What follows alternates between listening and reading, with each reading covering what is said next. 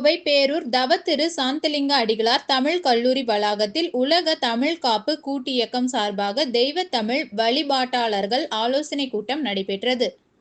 இந்த கூட்டத்திற்கு பேரூர் ஆதீனம் தவத்திரு சாந்தலிங்க மருதாச்சல அடிகளார் மற்றும் தமிழ் பல்கலைக்கழக முன்னாள் துணைவேந்தர் முனைவர் சி. சுப்பிரமணியம் ஆகியோர் தலைமையில் நடைபெற்ற ஆலோசனை கூட்டத்தில் பல்வேறு தீர்மானங்கள் நிறைவேற்றப்பட்டன. அதில் கோவை மாவட்ட கலை இலக்கிய தமிழ் சமுதாய அமைப்புகளின் சார்பில் கடந்த 16 ஆண்டுகளாக தாய்மொழி நாள் பேரணிகள் நடந்து வருகின்றன. அதேபோல் இந்த ஆண்டும் வருகின்ற 21ஆம் தேதி வெள்ளிக்கிழமை பிற்பகல் 2:30 மணியளவில் கோவை சித்தாபுதூர் மகளிர் பாலிடெக்னிக் கல்லூரி வளாகத்தில் இருந்து தாய்மொழி நாள் பேரணி நடத்த முடிவு செய்யப்பட்டுள்ளது.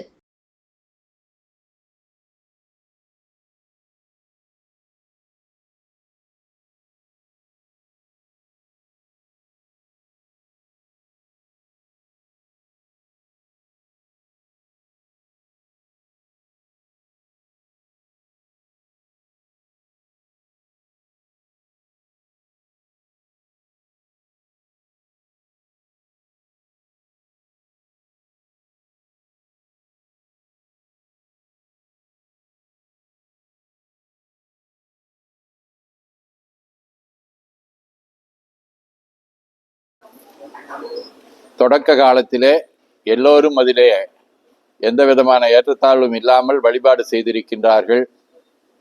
பட்டிமுனி, கோமுனி, காலவன், காமதேனு, நாரதர் என அனைவரும் வழிபாட்டுக்குரிய தலமாக அது அமைந்திருக்கின்றது.